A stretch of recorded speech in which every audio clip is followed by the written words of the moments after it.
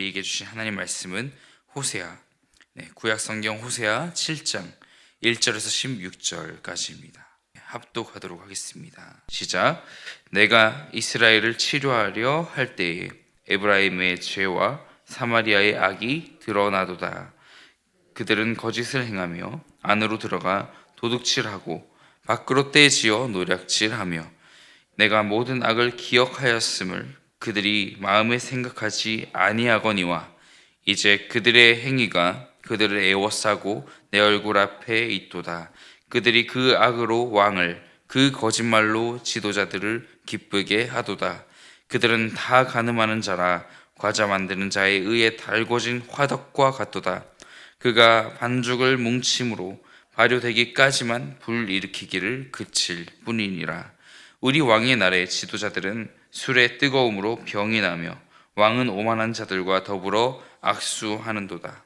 그들이 가까이 올 때에 그들의 마음은 간교하여 화덕 같으니 그들의 분노는 밤새도록 자고 아침에 피우는 불꽃 같도다. 그들이 다 화덕같이 뜨거워져서 그 재판장들을 삼키며 그들의 왕들을 다 엎드러지게 하며 그들 중에는 내게 부르짖는 자가 하나도 없도다. 에브라임이 여러 민족 가운데에 혼합되니 그는 곧 뒤집지 않은 전병이로다. 이방인들이 그의 힘을 삼켰으나 알지 못하고 백발이 무성할지라도 알지 못하는도다. 이스라엘의 교만은 그 얼굴에 드러났나니 그들이 이 모든 일을 당하여도 그들의 하나님 여호와께로 돌아오지 아니하며 구하지 아니하도다. 에브라임은 어리석은 비둘기같이 지혜가 없어서 애굽을 향하여 부르짖으며 아수르로 가는도다. 그들이 갈 때에 내가 나의 그물을 그 위에 쳐서 공중의 새처럼 떨어뜨리고 전에 그 회중에 들려준 대로 그들을 징계하리라. 화 있을진저 그들이 나를 떠나 그릇 같음이니라. 패망할진저 그들이 내게 범죄하였음이니라. 내가 그들을 건져주려 하나 그들이 나를 거슬러 거짓을 말하고 성심으로 나를 부르지 아니하였으며 오직 침상에서 슬피 부르짖으며 곡식과 새 포도주로 말미암아 모이며 나를 거역하는도다. 내가 그들 팔을 연습시켜 힘있게 하였으나 그들은 내게 대하여 악을 꾀하는도다. 그들은 돌아오나 높으신 자에게로 돌아오지 아니하니 속이는 활과 같으며 그들의 지도자들은 그 혀의 거친 말로 말미암아 칼에 엎드러지리니 이것이 애굽 땅에서 조롱거리가 되리라. 아멘. 오늘 본문을 보았을 때 말씀 제목을 하나님을 떠난 삶들이라고 붙여보았습니다. 오늘 7장 본문 말씀을 통해서 소신 없는 이스라엘의 정치적 태도에 대한 비난을 또 격하게 드러내고 있고요.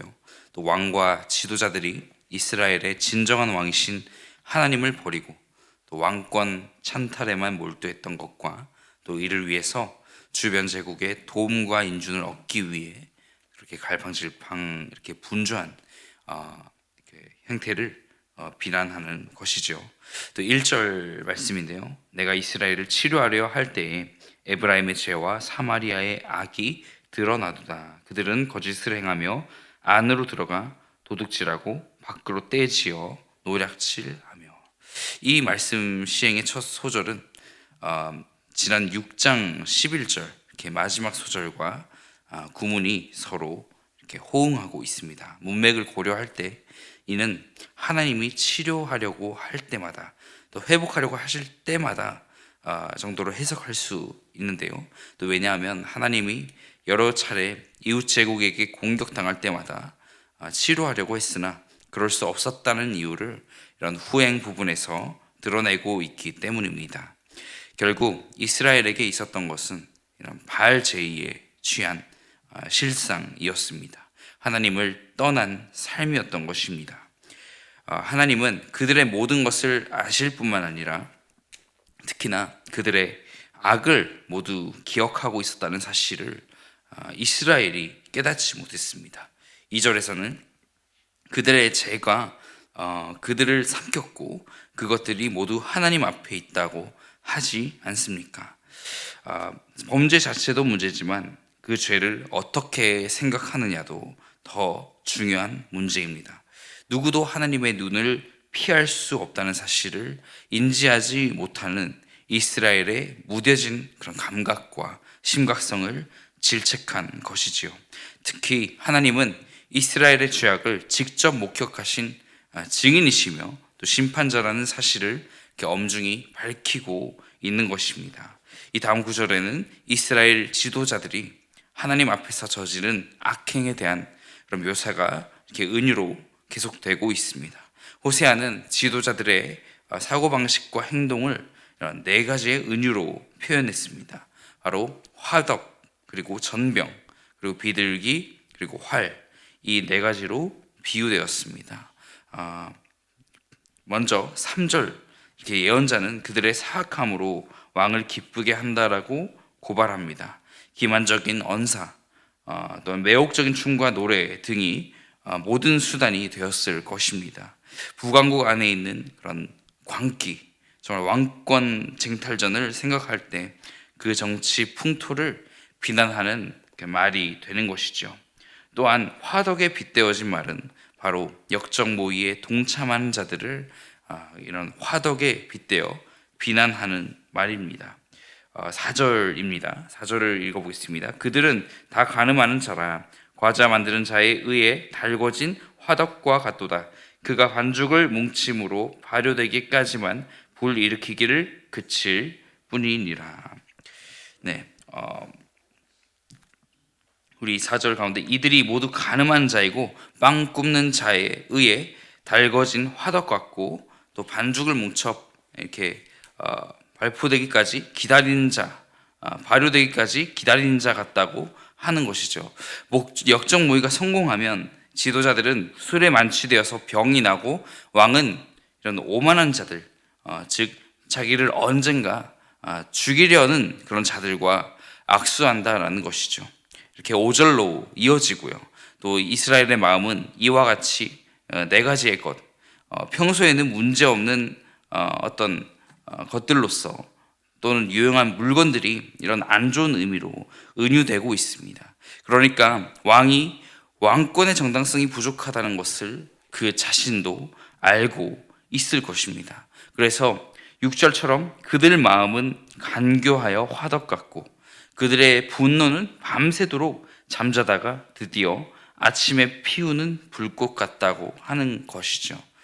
반역을 꾀하는 자들이 결정적 순간 불꽃처럼 타올라서 통치자들을 죽이고 재판관들도 죽이고 그들의 왕들을 모조리 죽이는 그런 비열함을 드러낸 것입니다. 그럼에도 그들 중에 누구도 하나님께 부르짖는 자가 없습니다.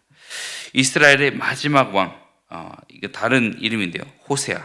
마지막 왕 호세아에 이르기까지 살룸이 스가랴를 또 므나엠이 살룸을 암살했고 므나엠의 아들 브가히아는 그의 신복인 베가에 의해 살해되었으며 그 베가라는 사람은 이 호세아에 의해 암살당했습니다. 다른 호세아죠. 이처럼 북이스라엘 역사는 왕권 찬탈의 그런 역사였습니다. 8절입니다. 에브라임이 여러 민족 가운데에 혼합되니 그는 곧 뒤집지 않은 전병이로다. 네, 화덕에서 또 이 에브라임이 뒤집히지 않은 전병에 비유되고 있습니다. 전병으로 번역된 히브리어 우가는 이스라엘 조상들이 이집트를 떠날 때 발효되지 않은 무교병을 일컫는 그런 말입니다. 에브라임이 뒤집히지 않은 전병인데요. 이는 먹을 수 없으니 버릴 수밖에 없는 것으로 여겨집니다. 따라서 이것은 에브라임의 쓸모없음을 비웃는 말입니다. 또는 이스라엘의 정체성이 이도저도 아니게 이 민족 저 민족에게 혼합되어 분명해지지 않음으로써 그러한 상태를 묘사한 비난과 조롱입니다. 사실상 이스라엘이 정치적으로 시리아, 아시리아, 이집트 같은 강대국들과 맺은 정치적 협약이나 군사적 동맹 또는 종교적인 혼합주의를 비웃은 것입니다. 더 큰 문제는요, 이스라엘이 의지했던 그런 이방인들이 이스라엘의 힘을 삼켜버렸지만 그것을 알지 못한다는 것입니다. 정치적으로나 문화적으로나 그들이 장악했을 텐데 말이죠. 이에 예언자는 이스라엘을 이제 신체적으로 노쇠해진 자에 빗대어서 노쇠해졌다면 그 지혜가 있어서 깨달아야 하지만 그조차 하지 못하는 그런 무능함을 꼬집고 있는 것입니다. 10절 말씀입니다. 같이 읽어보겠습니다. 이스라엘의 교만은 그 얼굴에 드러났나니 그들이 이 모든 일을 당하여도 그들의 하나님 여호와께로 돌아오지 아니하며 구하지 아니하도다. 역설적으로 이 이스라엘의 무지가 드러나자 호세아는 그들이 이 모든 일을 당하고서도 그들의 하나님 여호와께 돌아오지 않고 찾지도 않는다고 꾸짖습니다.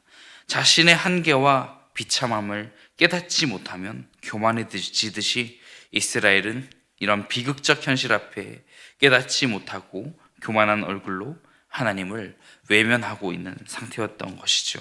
나머지 비유를 보겠습니다. 비둘기는 무엇일까요? 바로 이스라엘이 어리석게도 이집트를 향해서 부르짖는 모습과 아시리아로 가는 것을 꾸짖고 있습니다. 이집트 제국과 아시리아 제국 사이에서 이렇게 맹목적으로 아까도 말씀드렸듯이 왔다 갔다 하면서 지주 없는 이스라엘의 정치를 비난하고 있는 것이죠. 지혜가 없다라는 것이 그들의 문자적으로 마음이 없다라는 뜻을 가지고 있습니다. 고대인들에게 마음은 곧 지혜였습니다. 그 지혜의 자리였습니다. 정신과 인격이 자리한 그런 의사결정 기관인데요. 따라서 이스라엘이 자기만의 확고한 노선이나 소신도 없이 순간적인 이득에 눈이 멀어서 여기저기 기웃거리다가 속임수에 놀아나는 그런 어리석은 행동을 하고 있다는 그런 비난이죠. 하나님께서는요, 내가 그물을 그들 위에 펼쳐놓겠고 공중의 새처럼 떨어뜨리고 모조리 낚아챌 것이고 전에 회중에게 들려준 대로 그들을 징계하겠다고 우리 12절에서 이렇게 말씀하셨습니다. 언약 파기에 따른 임박한 심판을 외치는 소리가 이런 예언자의 입을 통해서 공중에 울려 퍼집니다. 언약 당사자 본인이신 하나님이 깊은 좌절 앞에서 지난 날을 회고하듯 이렇게 말씀하십니다. 재앙을 외친 이유가 분명합니다. 그들이 나를 떠났기 때문에, 그들이 나를 반역했기 때문에, 내가 그들을 속량하려 하나 그들이 나를 거슬러 거짓을 말하기 때문이라고 말씀하십니다. 자기 백성을 구원하시려는 하나님께 거짓을 행하니 또 그들이 이미 내적 신실함을 버렸다는 뜻이지요. 그런데 그들이 진심으로 하나님께 부르짖지 않고 자기들 침대에서 부르짖는 것을 바알 제의에서 사용되는 곡식이나 포도주와 이렇게 연결되고 있습니다. 그러니까 그들이 부르짖는 이유가 하나님을 찾기 위함이 아니라 그들의 풍요의 부재였던 것입니다. 그런 눈물과 탄식의 이유가 무엇이라고요? 바로 자신의 안위 때문에 부르짖고 탄식하고 있는, 더 너머의 것을 보지 못하는 그들의 영적인 상태를 보는 것입니다. 우리 15절을 같이 보도록 하겠습니다. 내가 그들 팔을 연습시켜 힘있게 하였으나 그들은 내게 대하여 악을 꾀하는도다. 예언자는 그들이 돌아오나 높으신 자에게 돌아오지 않으니 마지막 비유인 속이는 활로서 이렇게 비유됩니다. 그들의 지도자들은 거친 말, 즉 하나님을 대항하는 저주의 말로 칼에 쓰러지고 이집트 땅에서 조롱거리가 될 것이라 경고합니다. 그것도 누구에서에게입니까? 그들이 도움을 기대했던 그 나라들로부터였습니다. 아시리아, 이집트였지요. 사랑하는 성도 여러분, 이 시간도 말씀을 통해서 우리의 모습을 이 모든 말씀에 비춰보기 원합니다. 하나님의 보호를 거절하는 모습이 있지는 않았습니까? 이 말씀을 통해서 이는 지혜로운 것이 아니라 어리석은 일인 줄 믿습니다. 이스라엘에게도 이 기회가 있었지만 그들은 타버린 전병 같은 신세가 되고 말았지요. 하나님보다 눈에 보이는 동맹을 더 의지했습니다. 나를 살아가게 해줄 것 같아서 내 눈에 더 잘 보여서 했던 것이 사실은 그 하나님의 구원 의지가 심판 의지로 바뀌어지는 계기가 되었습니다. 다시 한번 말씀드리지만 눈물과 탄식이 하나님을 잃어버려서가 아니라 그것을 알지 못하고 그들의 침상의 곡식과 포도주가 사라진 것 때문이었고 풍요의 부재가 그 탄식의 원인이었습니다. 이것은 단순한 문제가 아닙니다. 내가 하나님을 찾는 것이 풍요의 부재가 원인이었다면 이 내면을 하나님께서 알고 계십니다. 그러므로 말씀 속 비유에 빗대어지는 사람의 인생이 아닌 오늘 말씀을 통해서 이를 반면거울 삼아서 위기 앞에 지혜로운 선택을 하실 수 있기를 축복합니다. 바로 하나님을 찾는 성도님들이 되시기를 간절히 소망합니다. 그렇게 하나님을 찾는 것이 나의 물질적 회복 아니보다 먼저 하나님과의 인격적인 관계, 친밀함을 회복하는 것을 우선할 때에 그러한 회복들도 자연적으로 따라온다는 것입니다. 그 하나님께서 모든 것을 아시고 채우시지 않습니까? 그래서 참된 영적 회복이 우리 안에 일어나고 또 교회와 예수 그리스도로 인해 더욱 굳건히 세워져 나가는 우리 구리지구 총교회 모든 성도님들 되시기를 예수님의 이름으로 축복합니다. 이 시간 기도하겠습니다. 이 시간 말씀을 놓고 우리 안에 참된 영적 회복이 일어나게 하여 주옵소서. 무엇보다 하나님과의 관계 또 친밀함을 회복하게 하옵소서. 그 말씀 속에 빗대어진 자들의 인생이 아닌 그 왕권 찬탈하는 그 이스라엘의 모습이 아닌 하나님 위기 앞에서 하나님을 바로 찾고 돌아올 수 있는 그런 영적인 상태를 허락해 주옵소서. 성령 하나님의 동행하심을 구하면서 이 시간도 함께 기도하며 나가겠습니다.